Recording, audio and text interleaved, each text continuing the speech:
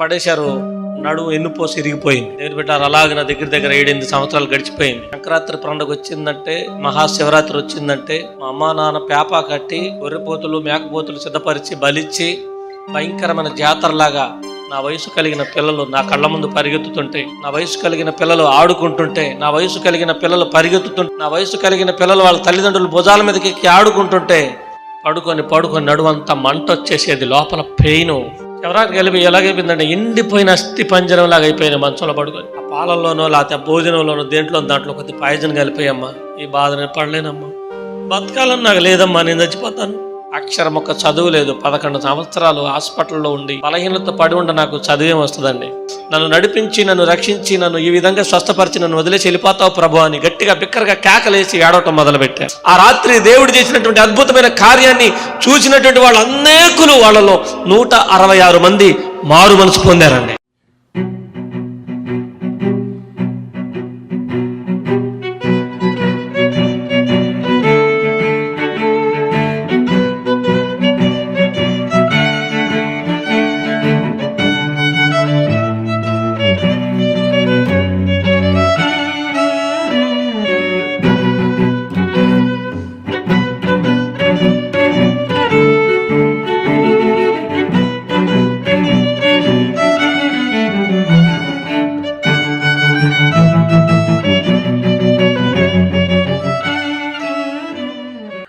ప్రభువైన యేసుక్రీస్తు నామమునకు మహిమ ఘనత ప్రభావం కలుగునుగాక.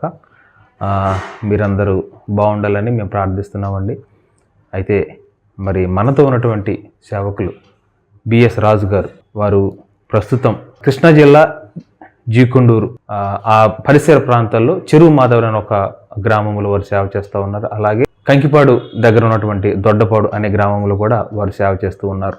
వీరికి వచ్చినటువంటి అనారోగ్యాన్ని బట్టి వీరు సుమారు 11 సంవత్సరాలు మరణ పడకపైనే ఉన్నారు. మరి దేవుడు వారిని ఎలా దర్శించారు, ఎలాగ వారు సేవకులుగా మారారు, వారి యొక్క సాక్ష్యాన్ని వారి మాటల్లోనే మనం విందాం. అయ్యగారు వందనాలండి. వందనాలు. దేవుని బిడ్డలారా, మా జీవితంలో మా అమ్మ నాన్న చాలా పేద కుటుంబం. ఎంత పేద కుటుంబం అంటే ఏ రోజుకు ఆ రోజు పనికి వెళ్తే కానీ ఇంట్లో జరగదు.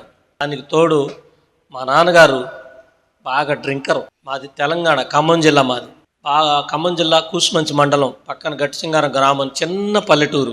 నాకు ఊహ తెలిసినప్పుడు మా తల్లిదండ్రులు నాకు పెట్టిన భోజనం ఏంటో తెలుసండి? జొన్నన్నం పెట్టారు. జొన్నన్నం తర్వాత సజ్జలు, జొన్నలు, రాగులు, వీటిని ఉడికించి వండి తినేవాళ్ళు. నూకలు దొరికినాయి అంటే పరవశం, బిర్యానీ దొరికినంత పరవశం. మా తల్లిదండ్రులు, నేను పెద్ద కుమారుణ్ణి. 1983 సంవత్సరంలో ఫిబ్రవరి 4వ తారీఖు నేను మా తల్లిదండ్రులకి పుట్టాను. చాలా బొద్దుగా లావుగా ఉండేవాడిని అంటే నేను. మా అమ్మగారు మా నాన్నగారు పొలం పనులకి వెళ్ళేవాళ్ళు.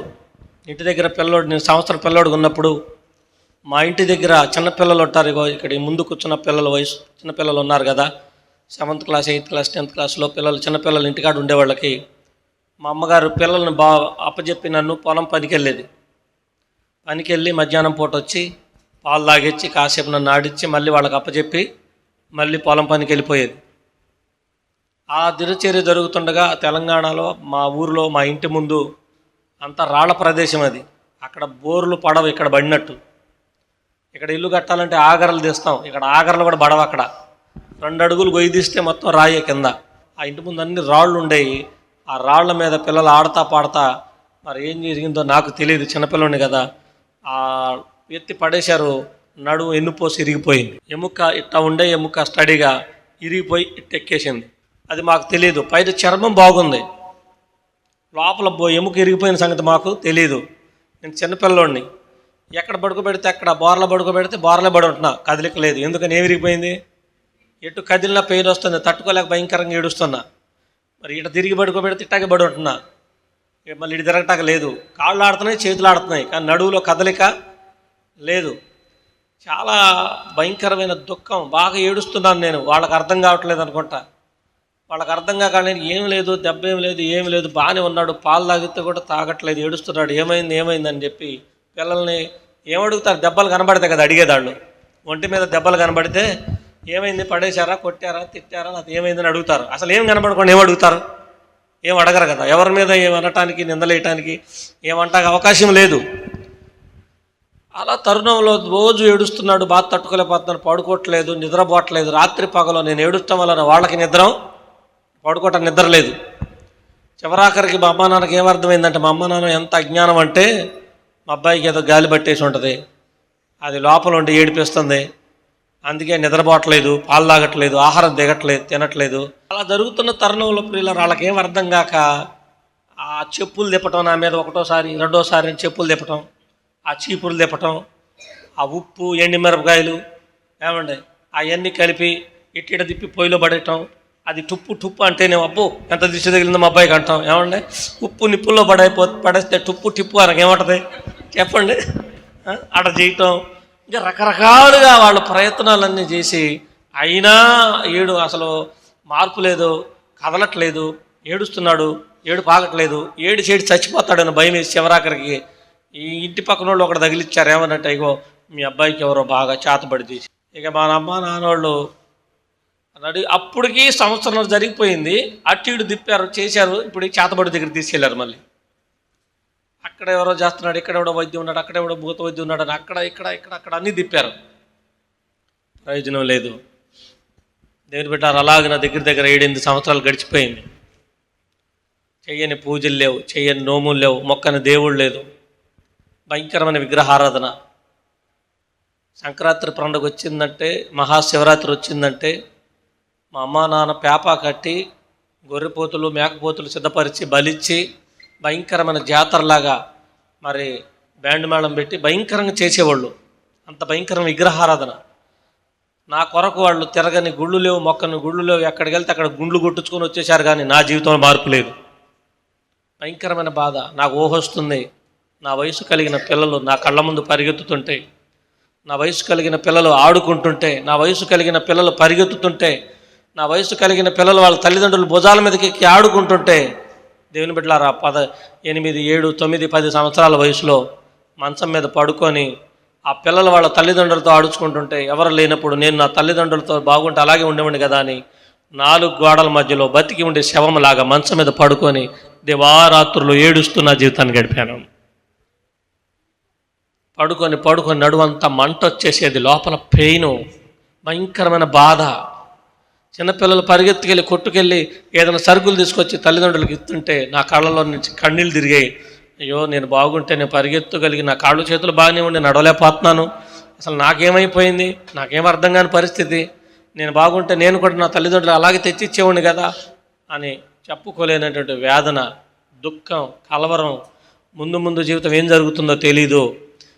ఇంటికి పెద్ద కొడుకు పుట్టాడని సంతోషించాలా, ఈ మూలబడిపోయిన ఏడవల తేలేని పరిస్థితులు. మా నాన్నగారు అది చూసి భయంకరమైన తాగుడికి అలవాటైపోయి రోజు తాగి పిచ్చోడైపోతున్నాడు.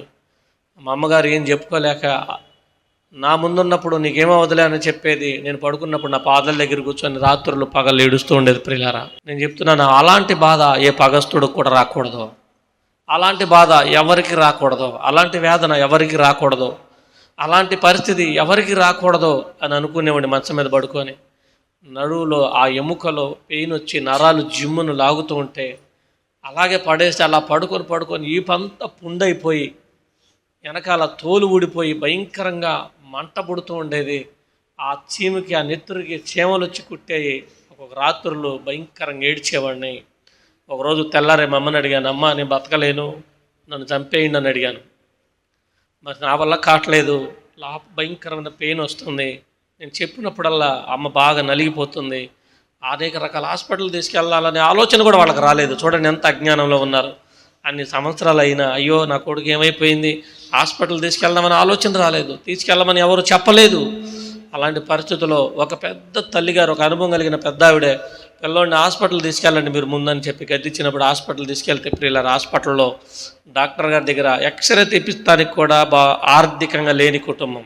అలాంటి పరిస్థితుల్లో డాక్టర్ గారు మా అమ్మ నాన్న మీద కనికరపడి ప్రేమించి ఆయనే మాకు ఉచితంగా ఎక్స్రే తీసి ఎముక ఇరిగిపోయి దానివల్ల రాపిడికి ఆయనకి బాగా పెయిన్ వస్తుంది. అదేమైందంటే అట్టయిపోయి 10 సంవత్సరాల మీద గూడు కట్టేసి అలా అతుక్కుపోయినాయి 2.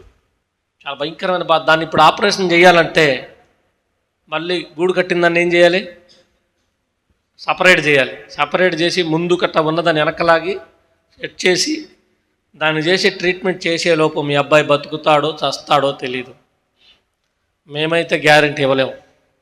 బ్రతికినా పర్వాలేదు, చచ్చినా పర్వాలేదు అని చెప్పి మీరేమైనా ముందుకు అడుగేస్తే మేము చేయాల్సింది మేము చేస్తాం. అయినా ఇక్కడ మా వల్ల కాదు, విజయవాడ గవర్నమెంట్ హాస్పిటల్కి తీసుకెళ్ళండి అని అక్కడి నుంచి డాక్టర్ గారు విజయవాడ పంపించాడు. 1993 సంవత్సరంలో నన్ను విజయవాడ గవర్నమెంట్ హాస్పిటల్కి తీసుకొచ్చారు. దేని బిడ్డలారా, అక్కడ హాస్పిటల్లో జాయిన్ చేసిన తర్వాత అక్కడ డాక్టర్లు గారు పంపించిన ఎక్స్రేలు చూసి మళ్ళీ ఇక్కడ కూడా కొత్తగా ఎక్స్రేలు తీసి లోపల ఉన్న బాధతో నేను బాగా బాధపడుతుంటే నాకు ఉన్నటువంటి పెయిన్ కంట్రోల్ అవ్వటానికి నాకు చాలా పెయిన్ కిల్లర్స్ ట్యాబ్లెట్లు అవి ఇవ్వటం వలన నాకు ఆరోగ్యం ఇంకా క్షీణించిపోయింది. నా చేతులు సన్నగా అయిపోయినాయి, కాళ్ళు సన్నగా అయిపోయినాయి, ఏం తినలేకపోతున్నా. చివరికి కలిపి ఎలాగైపోయిందంటే ఎండిపోయిన అస్థి పంజరంలాగా అయిపోయినాయి మంచంలో పడుకొని. చూసేవాళ్ళకి నేను ఎలా కనబడుతున్నానంటే ఇప్పుడో రేపో చచ్చిపోతాడు, ఖచ్చితంగా బతకడం. ఇలాంటి వాడికి ఆపరేషన్ ట్రీట్మెంట్ అవసరమా అన్నంత భయంకరంగా చాలా వీక్ అయిపోయా నేను. ఒకరోజు హాస్పిటల్లో నేను పడుతున్న బాధను చూసి ఒక తల్లిగారు మా అమ్మగారికి, అమ్మ ఎందుకు పిల్లోడికి 11 సంవత్సరాలు వచ్చినాయి, వయసు పెరిగిద్దే కానీ తగ్గదు, నీకు 3 పిల్లలు ఉన్నారు, ఆ పిల్లల్ని చూసుకోవాలి, ఇంకా ఈ బాబు దగ్గర ఉండిపోతే అట్టాగా, ఇప్పుడంటే చిన్నపిల్లోడు కాబట్టి అన్నీ చేస్తున్నావు, పెరిగి పెద్దోడైన తర్వాత నువ్వేం చేయగలవు, నా మాటిని ఏదైనా పాయిజన్ కలిపి తినిపోయి ఒకరోజు చనిపోతాడు, ఆ బాధ ఆయన తట్టుకోలేకపోతున్నాడు, ఆయన చూసి మీరు ఈ నరకం అనుభవించడం కంటే చచ్చిపోతే మంచిది కదమ్మా, అన్నంలో పాయిజన్ కలిపే మనంగానే దేవుని బిడ్డలారా. ఆ మాట నాకు ఎక్కడ వినబడిపోద్దేమోనని నాకు వినబడలేదు అనుకొని మా అమ్మగారు నలిగిపోయి నా దగ్గర మాట్లాడకుండా ఆమెను తీసుకెళ్ళింది. ఆ రాత్రి నా పాదాల దగ్గర కూర్చొని ఏడుస్తుంది, ఏం చెప్పలేక. మా అమ్మగారిని పేరు చెప్పానమ్మా, ఆంటీ గారు చెప్పినట్టు ఆ పాలల్లోనో లేకపోతే భోజనంలోనో దాంట్లో కొద్ది పాయిజన్ కలిపాయమ్మా, ఈ బాధ నేను పడలేనమ్మా, నా వల్ల కావట్లేదమ్మా, బతకాలని నాకు లేదమ్మా, నేను చచ్చిపోతాను, నా మీద ఎందుకు ఆశలు పెట్టుకుని నా చుట్టూకు తిరిగి పిచ్చిదానిలో నువ్వు అయిపోతావు, మా తల్లిగారు చెప్పినట్టు చెయ్యమ్మా. మా అమ్మ చేతులు పట్టుకొని బతిలాడితే మా అమ్మ నా చేతులు పట్టుకొని ఆగాడటం, ఆమె చేతులు పట్టుకొని నేను ఆడవటం. హాస్పిటల్ అందరూ చూచి ఓదార్చారు, అందరూ మమ్మల్ని చూసి జాడిపడిన వాళ్ళు, అందరూ ఏడ్చిన వాళ్ళే. నర్సులు అనేక మంది కూడా ఏం చేయలేని స్థితిలో వాళ్ళు కూడా ఏడ్చారు. ఆ పరిస్థితులు జరుగుతున్నప్పుడు ఒక నర్సు గారు మా దగ్గరికి వచ్చి మా పరిస్థితి గమనించింది. దేని బిడ్డలారా, ఆ తల్లి పేరు కూడా నాకు తెలియదు, మా దగ్గరికి వచ్చి యేసుక్రీస్తు ప్రభుల గురించి చెప్పడానికి మా దగ్గరికి వచ్చింది అనుకుంటావా. కానీ ఏడుస్తున్నప్పుడు మా అమ్మ లేనప్పుడు నా దగ్గర కూర్చొని, తమ్ముడు నువ్వు ఖచ్చితంగా బాగుపడతావు నాన్న, ఎల్లకాలం ఇలాగే ఉంటానని బాధపడమాకు, నీకు మంచి భవిష్యత్తు ఉంది, ఏ వయసు వచ్చేసిందని చచ్చిపోవాలని ఏడుస్తున్నావు, నీకు ఇంకా చాలా ఫ్యూచర్ ఉంది, నువ్వు బాగుండాలని నీ ఆశగా నీకుంటే నేను చెప్పింది చేస్తావా అంది. ఖచ్చితంగా చేస్తానన్నా. అప్పుడు ఆమె చెప్పింది, ప్రియులారా నిన్ను బాగు చేశాను ఒక ఆయన ఉన్నాడయ్యా, ఆయన నువ్వు నమ్ముకోగలిగితే, ఆయన మీద నువ్వు ఆధారపడగలిగితే ఆయన నిన్ను ఖచ్చితంగా బాగు చేస్తాడు. ఆమె చెప్తుంటే నేను అనుకున్నా ఏ డాక్టర్ గురించి చెప్తుందేమో, ఏ కొత్త హాస్పిటల్ గురించి చెప్తుందేమో అనుకున్నా.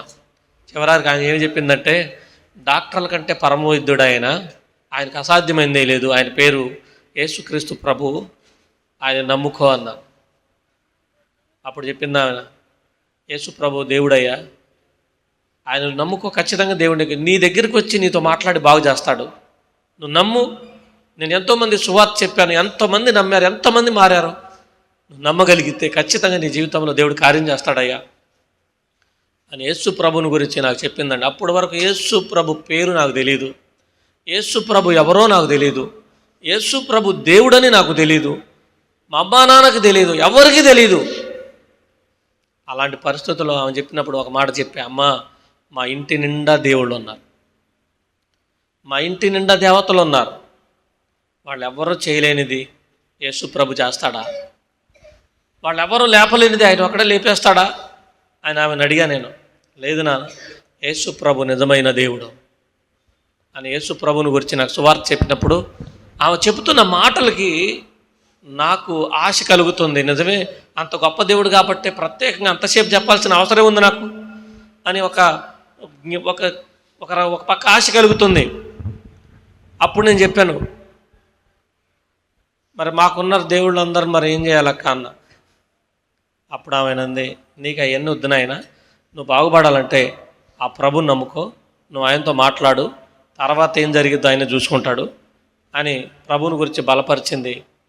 ఆ రాత్రి నా దగ్గర కూర్చొని, దేవుని బిడ్డలారా, 22 రోజులు ఆమె నా దగ్గర మోకరించి రోజు గంట సేపు ప్రార్థన చేసింది. 22 రోజులండి. అంతకుముందు రోజులని నర్సులు ఆళ్ళీళ్ళు వచ్చి ఇంజక్షన్లు ట్యాబ్లెట్లు ఇచ్చి వెళ్ళిపోయేవాళ్ళు. కానీ ఈ నర్సు గారు ట్యాబ్లెట్లు ఇవ్వట్లేదు, ఇంజక్షన్లు చేయట్లేదు. ఎందుకని వాటి వల్ల ప్రయోజనం లేదుగా. ఏం చేస్తుందంటే రోజు వస్తుంది, ప్రార్థన చేస్తుంది. న్యూ టెస్ట్మెంట్, కొత్త నిబంధన బైబిల్ ఒకటి నాకు ఇచ్చేసి వెళ్ళింది. అక్షరం ఒక్క చదువు లేదు. 11 సంవత్సరాలు హాస్పిటల్లో ఉండి బలహీనత పడి ఉండ నాకు చదివేం వస్తుందండి. నా వయసు కలిగిన పిల్లలు బ్యాగులు పట్టుకొని, పుస్తకాలు పట్టుకొని స్కూల్కి వెళ్తుంటే మంచం మీద పడుకొని ఆ పుస్తకాలు నేనే మోస్తున్నట్టు, ఆ బ్యాగ్ నేనే తగిలించుకొని స్కూల్కి వెళ్తున్నట్టు ఊహించుకొని, మా అమ్మ నాన్న ఎదురవుతే కౌగిలించుకొని వాళ్ళ బొద్దాలకి ఆడుకున్నట్టు ఊహించుకొని ఆ మంచం మీద పడుకొని అనేక రాత్రులు, అనేక పగళ్ళు ఏడ్చింది. అలాంటి నా దగ్గరికి యేసయ్య సువార్త వచ్చింది. యేసు ప్రభు సువార్తను నేను నమ్మాను. ఎలా ప్రార్థన చేయాలో తెలియదు. ఆమె చెప్పింది, అయ్యా నీ బాధలు డాక్టర్తో ఎలా చెప్పుకుంటావు? ఒక హాస్పిటల్కి వెళ్ళినప్పుడు డాక్టర్ గారు నిన్ను అడుగుతాడు, ఏంటి నీ బాధ ఏంటని అడుగుతాడు కదా. అప్పుడు ఏం చెప్తావు నువ్వు? తలనొప్పి ఉంటే తలనొప్పి అని చెప్తావు, మెడనొప్పి ఉంటే మెడనొప్పి చెప్తావు, నీకున్న బాధ చెప్తావు కదా. ఇప్పుడు నీ బాధ దేవుడికి చెప్పుకో అయ్యా పడుకొని. ఆయన వింటాడు అన్నీ. ఆయన నేను చెప్తున్నాను, ఏదో ఒక రోజు నిన్ను దేవుడు లేపుతాడు. ప్రభు నేను లేపితే ఈ హాస్పిటల్ నుంచి నువ్వు లేచి వెళ్ళిపోతావయ్యా అని చెప్పింది ఆమె. దేవుని బిడ్డలారా, ఆమె ఎంతో విశ్వాసంతో చెప్పింది. ఆమె మాటలు నేను నమ్మాను. 22వ రోజు ప్రార్థన చేయటానికి ప్రతిరోజు నైట్ ప్రార్థన చేసేది నాకు ఆమె. కానీ 22వ రోజు ఏం చేసిందో తెలుసా? పగలొచ్చి ప్రార్థన చేసి ఏం చెప్పింది తెలుసా? నాకు ట్రాన్స్ఫర్ అయింది, ఇక మీద నేను నిన్ను కలవను, నిన్ను ప్రభువు లేపి స్వస్థపరిస్తే ఏదో ఒక మంచి చర్చికి వెళ్ళిపో అంటే ప్రభువును నేర్పించి, ప్రార్థన నేర్పించి ప్రభు వైపు నా మనసు తిప్పి వెళ్ళిపోయింది. ఆ రోజు దేవుని బిడ్డలారా, ఆమె ఇక రేపటి నుంచి నేను రానంటే భయంకరమైన దుఃఖం వచ్చేసింది. ఆ 22 రోజులు మా అమ్మ నాన్న కోసం, డాక్టర్ల కోసం ఎదురు చూసేవాడిని కాదు. ఆ రోజు వచ్చి ప్రార్థన చేస్తుంటే మనసుకి నెమ్మది అనిపించేది. ఆ నడువులో ఉన్న పెయిన్ కూడా నొప్పి అనిపించేది కాదు. ఏదో తెలియని ఆనందం కలిగేది. అలాంటి ఆమె ఇప్పుడు రానంటుంది.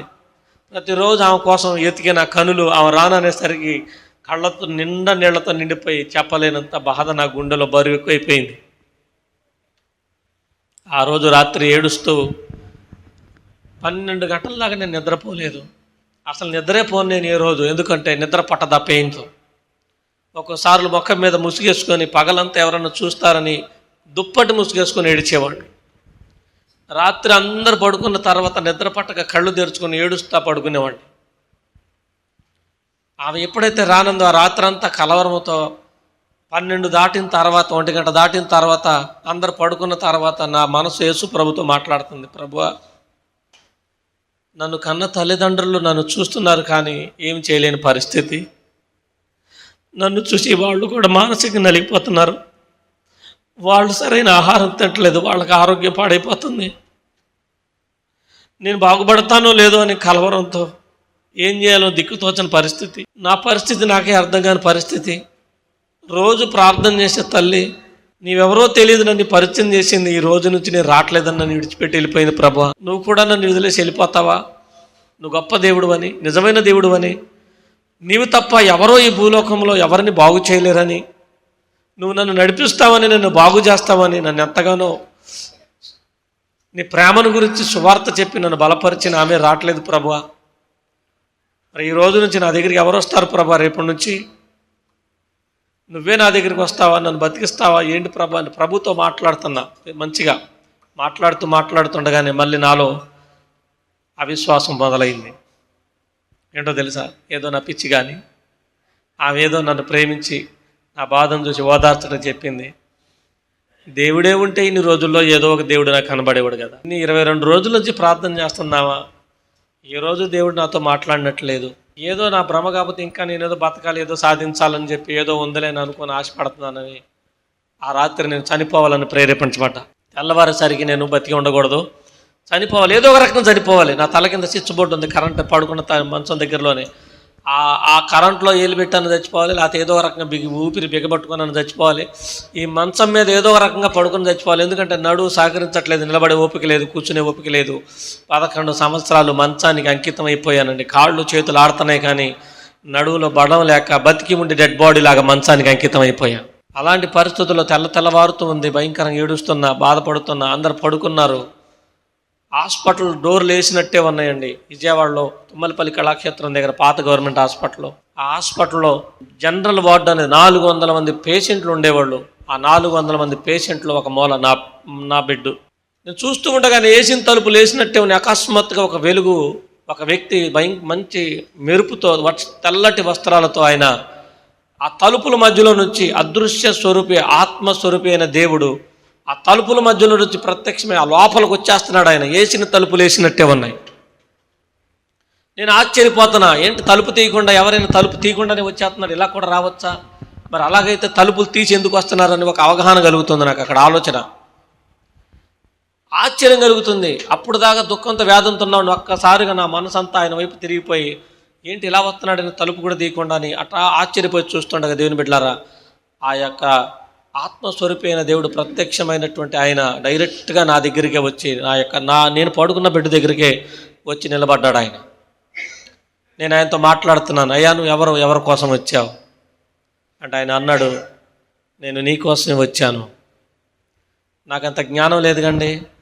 నేనంటే నా కోసం ఎందుకు వస్తావు? నీకు సంబంధించిన వాళ్ళు ఇక్కడ ఎవరో ఒకళ్ళు ఉండుంటారు, మీ బంధువులు, వాళ్ళ కోసం వచ్చి ఉంటావు. నేను బాధలో ఉన్నాను కదా, నా కళ్ళల్లో ఉన్న దుఃఖం వేదన చూసి నన్ను ఓదార్చడానికి నువ్వు నీ కోసం వచ్చానని చెప్తున్నావేమో అని నేను ఆయనతో మాట్లాడుతుండగా ఆయన, లేదు నాన్న నేను నీ కోసం వచ్చాను అని నాతో మాట్లాడుతూనే ఆయన కుడి చేత్తో నా చేయబట్టుకున్నాడు. దేవుని ఎప్పుడైతే ఆయన చేయబట్టుకున్నాడో నా బాడీ అంతా కరెంట్ షాక్ కొట్టినట్టు అయిపోయింది. చూడండి, పిడుచు కొట్టిన వ్యక్తి ఎలా కొట్టుకుంటాడు, పిడుచు వచ్చిన వ్యక్తి, డెవిల్ దురాత్మ ఆవరించిన వ్యక్తి ఎలా కొట్టుకుంటాడు, అలాగన ఒక 10 నిమిషాలు ఆయన పట్టుకొని ఉండగా ఆ బెడ్ మీద నేను ఎలా అయిపోయిందంటే నా పరిస్థితి, ఖచ్చితంగా నేను ఇప్పుడు చచ్చిపోతానేమో, ఈయన నన్ను చంపేయడానికి వచ్చాడు అనుకుంటా. అలా భయంకరంగా కొట్టుకుంటుండగా దేని నాలో నుంచి ఒక చీకటి, నాలో నా యొక్క నడుము ఇరక్కొట్టి బలహీనపరిచి మంచానికి అంకితం చేసిన డెవిల్స్ దురాత్మలన్నీ కూడా నా దేహాన్ని విడిచిపెట్టి వెళ్ళిపోయాయి. గట్టిగా చప్పట్లు కొట్టి ప్రభుత్వం చెప్తాను. దేవుని బిడ్డలారా, అవన్నీ విడిచిపెట్టి వెళ్ళిపోయాయి. ఏమైనా ఒక్కసారిగా నా చేయి వదిలేసరికి ఎలా అయిపోయిందంటే నా శరీరంలో నుంచి 1,000 కేజీల బరువు నా మీద నుంచి తీసేసినంత తేలిగ్గా నా దేహం అంతా ఒక పావురం వలె ఆకాశంలో తేలుతున్నట్టుగా, ఎప్పుడు తెలియని అనుభూతి, ఎప్పుడు తెలియని ఒక సంతోషం, ఎప్పుడు తెలియనటువంటి ఒక నెమ్మది మనసు కలిగింది. భారం అంతా పోయింది, చికాకు పోయింది, కలవరం పోయింది, తెలియనటువంటి ఒక సంతోషం, ఒక నూతన అనుభూతి నా శరీరంలో కలుగుతుంది. అప్పుడు నేను ఆశ్చర్యపోతానా, ఈయన పట్టుకొని వదలంగానే నాలో నుంచి ఏదో వెళ్ళిపోయినట్టుంది అని ఆశ్చర్యపోతుండగా ఆయన మాట్లాడుతున్నాడు నాతో, నా కుమారుడు నువ్వు లేచి కూర్చో అన్నాడు ఆయన. ఆయన లేచి కూర్చోమనగానే దేవుని బిడ్డలారా, నేను లేచి కూర్చోలేనయ్యా, నా వల్ల కాదు, నేను 11 సంవత్సరాల జిదస్థితి నాది అని చెప్తే ఆయన అన్నాడు, లేదు నేను నడిపించడానికి నేను వచ్చానన్నాడు ఆయన. ఆయన నన్ను తల కింద చేయబెట్టి కూర్చోబెట్టాడు. దేవుని బిడ్డలారా, 11 సంవత్సరాల తర్వాత తొలిసారిగా మీరు కుర్చీలో కూర్చున్నట్టు నేను మంచం మీద కూర్చోగలిగాను. గట్టిగా చప్పట్లు కొట్టి ప్రభువుకు చెప్తాను. హల్లెలూయా. 11 సంవత్సరాల వరకు కూర్చునే అనుభవం నాకు లేదు. ఒకవేళ నడుము బాగుంటే కూర్చునే ఉండేమో. నేను ఆశ్చర్యపోతున్నా. ఆయన మరలా నన్ను లేచి నించో అన్నాడు. నాకేమో నించోనేంత ఓపిక ఎప్పుడు నిలబడలేదు, భయం పడిపోతానేమోనని. ఆయన మరలా చేయబట్టుకొని లేచి నిలబెట్టాడు. ఆశ్చర్యపోతున్నా. 10 అడుగులు నాతో నడిచాడు ఆయన, చేయబట్టుకొని వదిలేసి ఈ పిల్లర్ దాకా నడిపించి ఇక్కడ వదిలేశాడు. ఆ చివరి గోడ వరకు నడుచుకుంటూ వెళ్ళాను. నేనున్నానుగా, నీకెందుకు నడువు అన్నాడు. నిదానంగా తప్పటడుగులు వేసుకుంటూ నడుచుకుంటూ అక్కడ దాకా వెనక తిరిగి చూశానండి. వేయబడిన తలుపులో నుంచి ప్రత్యక్షమైన ప్రభు నాతో మాట్లాడిన, చేయి పట్టి నన్ను ఓదార్చి నన్ను నడిపించిన దేవుడు, ఆత్మస్వరూపి అయిన యేసుక్రీస్తు ప్రభుని వెనక్కి తిరిగి చూడగానే ఆయన నాకు కనబడలేదు మళ్ళీ. అప్పుడు టైం ఎంతో తెలిసి దగ్గర 3:10, 3:15 అవుతుంది తెల్లవారుజామున. హాస్పిటల్లో అందరూ పడుకున్నారు. నన్ను నడిపించి, నన్ను రక్షించి, నన్ను ఈ విధంగా స్వస్థపరిచి నన్ను వదిలేసి వెళ్ళిపోతావు ప్రభు అని గట్టిగా బిక్కరగా కేకలేసి ఏడవటం మొదలుపెట్టాను. హాస్పిటల్లో ఉన్న నైట్ వాచ్మెన్లు, హాస్పిటల్లో ఉన్నటువంటి నైట్ డ్యూటీలో నర్సులు, డాక్టర్లు, పేషెంట్లు అందరూ లేచిపోయారు. దగ్గర 1000 మందికి పైన అందరూ సమకూడిపోయారు అక్కడ. హాస్పిటల్లో జాయిన్ అయిన వ్యక్తి, ఇన్ని రోజుల వరకు మంచానికి అంకితమైన వ్యక్తి ఇంత దూరం ఎలా నడుచుకుంటూ వచ్చాడు? ఏం జరిగింది? టాయిలెట్కి బాత్రూమ్కి వెళ్ళలేని పరిస్థితి. కళ్ళ ముందు తల్లిదండ్రులు ఆయన టాయిలెట్కి బాత్రూమ్కి తీసుకెళ్ళాక పడిన ప్రయాసం మేము చూసాం. ఎలా నడుచుకుంటూ వచ్చాడు ఇక్కడ దాకా అని ఆశ్చర్యపోయారు.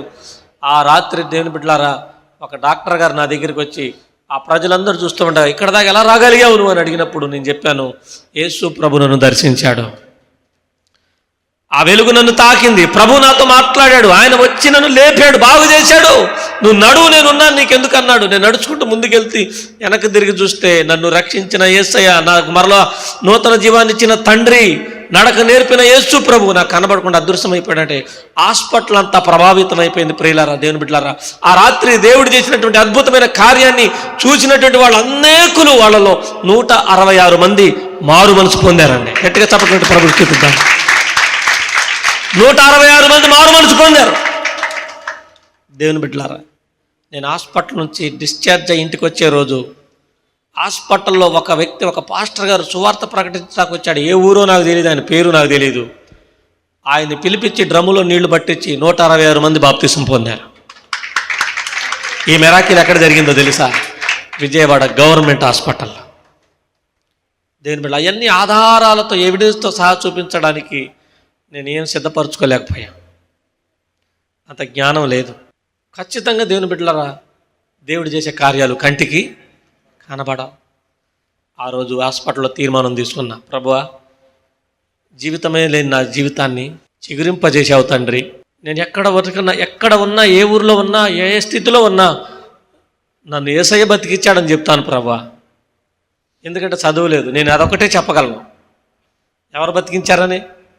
యేసయ్య బ్రతికించాడని మాత్రమే చెప్తానయ్యా, అంతకంటే ఇంకేం చెప్పలేను. ప్రార్థన చేయటం రాదు, ఆరాధన చేయటం రాదు, పాటలు పాడటం రాదు, వాక్యం చదవటం రాదు, ఆత్మీయత అంటే ఏంటో తెలియదు, సంఘం అంటే ఏంటో తెలియదు, సహవాసం అంటే ఏంటో తెలియదు, దైవజనుడు అంటే ఏంటో తెలియదు, దేవుని బిడ్డలు అంటే ఏంటో తెలియదు, ఏమీ తెలియదు నాకు. కానీ ఆ రోజు హాస్పిటల్ నుంచి బయటకు వచ్చిన తర్వాత దేవుని బిడ్డలారా, నేను దేవుడితో తీసుకున్న నిబంధన ఏంటంటే, నేను బ్రతికి ఉన్నంత వరకు నీ పేరు సాక్ష్యం చెప్తాను ప్రభువా, నువ్వు బతికించావని చెప్పుకుంటానయ్యా.